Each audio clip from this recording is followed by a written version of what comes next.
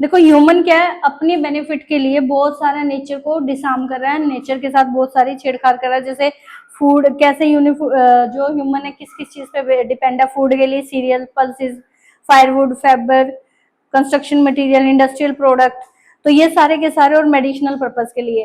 तो ये कह रहा है कि more than 25 of the drugs are currently sold in the market world wide from the drive from the plant. 25 species of plant contribute to traditional message.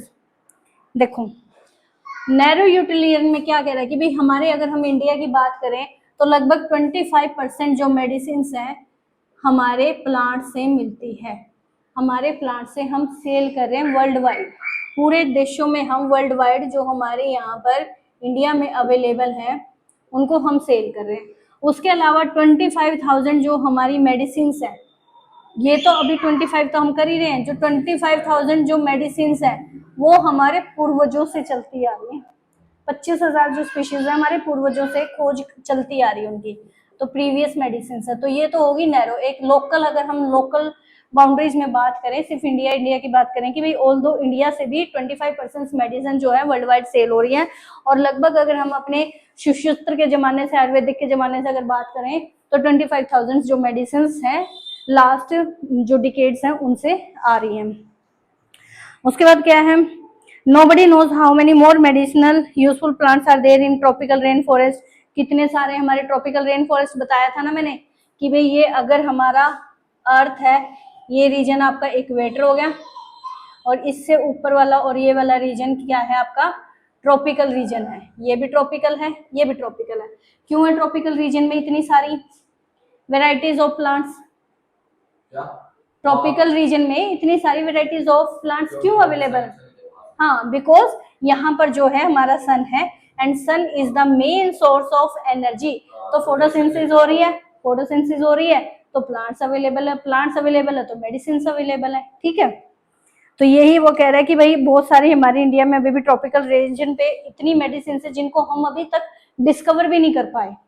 ठीक है, वही बात है, जंगल के जितने अंदर घुसेंगे हमें भी तो डर लगता है भाई, हम भी मरेंगे, एनिमल्स बैठे हैं वहां पे।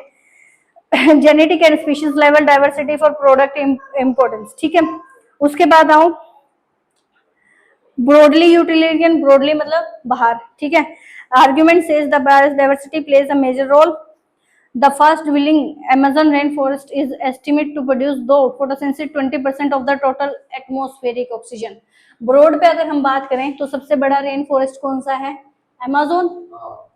अमेज़न रेन फॉरेस्ट वर्ल्ड का सबसे बड़ा रेन फॉरेस्ट है। तो ये कह रहा है भाई इस जंगल से हमें 20% हमें ऑक्सीजन सप्लाई हो रही है हमारे पूरी अर्थ को। तो देखो 20% अगर हमें यहाँ से नेचर से फ्री में तो मिल रही है, ब्रॉड स्तर पे मतलब पूरे अर्थ पर जा रही है वो। ठीक है, तो 20% ये ऑक्सीजन हमें अर्थ के एटमॉस्फेयर में मिल रही है।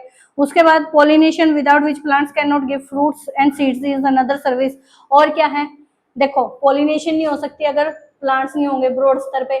तो अगर पॉलिनेशन नहीं हुई तो सभी देशों को कैसे आपको फ्रूट्स मिलेगा, कैसे आपको फ्लावर्स मिलेंगे, ये चीजें नहीं मिल सकती। इकोसिस्टम।